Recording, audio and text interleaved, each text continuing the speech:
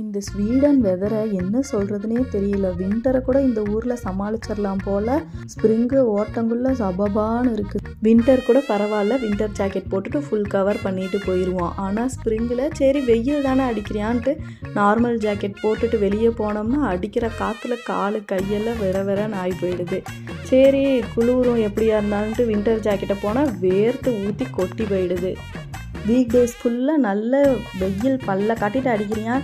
சரி வீக்கெண்ட் ஆகிடுச்சேன்னு பார்த்தா இழுத்து போத்திட்டு குளிர ஆரம்பிச்சிடுறியான், காற்றடிக்கிறியான்.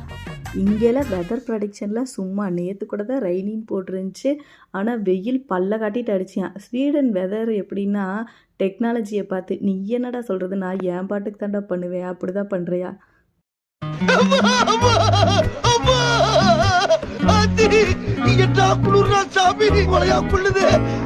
இன்னைக்கு என்னெல்லாம் பண்ண போறான்.